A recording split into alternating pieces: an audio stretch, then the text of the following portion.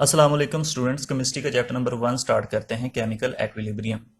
आज हम इसका इंट्रोडक्शन और कुछ टर्म्स को देखेंगे। तो सबसे पहले क्वेश्चन ये राइज होता है कि what is equilibrium.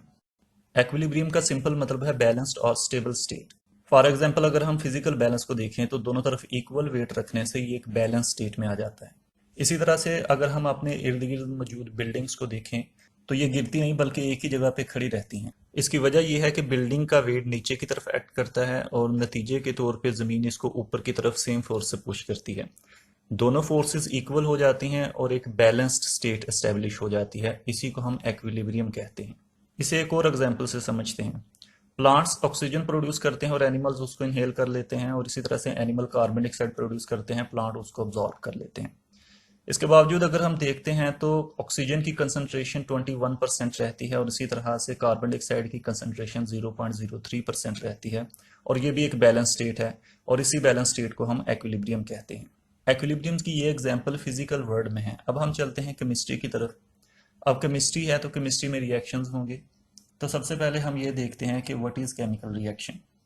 It is a process in which substances react to produce new substances. मतलब ये कि रिएक्शन के दौरान कुछ चीज़ें मिलती हैं और नई चीज़ें बना देती हैं। फॉर एग्जांपल कंबस्शन के प्रोसेस के दौरान कार्बोहाइड्रेट और ऑक्सीजन आपस में मिलते हैं, तो इनके जलने से कार्बन डाइऑक्साइड प्रोड्यूस होती है, वाटर प्रोड्यूस होता है और साथ में एनर्जी रिलीज होती है। इसी तरह से 9th क्लास में हमने पढ़ा था कि हाइड्रोजन और ऑक्सीजन के मिलने से वाटर बनता है। तो ये भी एक केमिकल रिएक्शन है।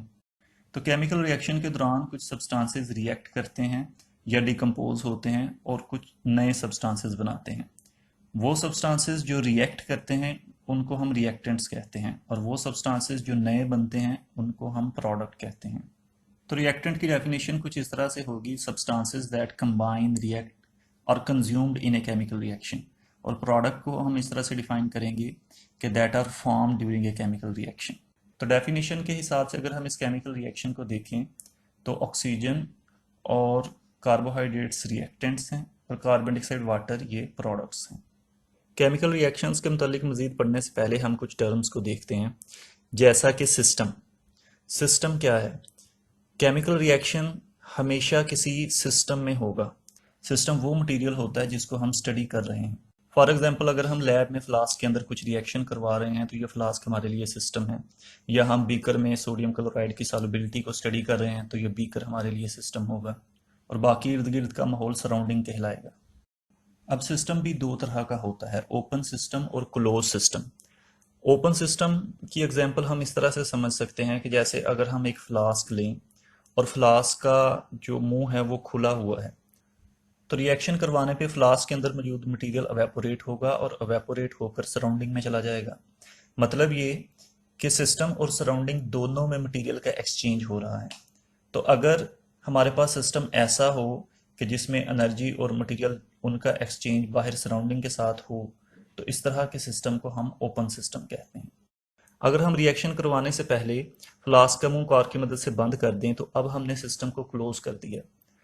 अब जब हम इसको हीट करेंगे तो हीट करने पे उस मटेरियल के फ्यूम्स सराउंडिंग में नहीं जा पाएंगे। तो जब ये सराउंडिंग में नहीं जाएंगे तो मतलब ये कि सिस्टम में मौजूद मटेरियल का एक्सचेंज सराउंडिंग या इर्द गिर्द के माहौल के साथ नहीं हो रहा। तो इस तरह के सिस्टम को हम क्लोज सिस्टम कहते हैं। तो दोनों सिस्टम की डेफिनेशन हम कुछ इस तरह से करेंगे कि ओपन सिस्टम इस तरह का सिस्टम है in which exchange of both matter and energy take place between system and surrounding, जिसमें मैटर और एनर्जी दोनों का तबादला होता है। लेकिन क्लोज सिस्टम ऐसा सिस्टम है जिसमें सिर्फ एनर्जी का तबादला होता है, मटेरियल का एक्सचेंज नहीं होता। इन क्वेश्चंस को अच्छी तरह से याद करें और इनको अपनी नोटबुक्स पर लिखें।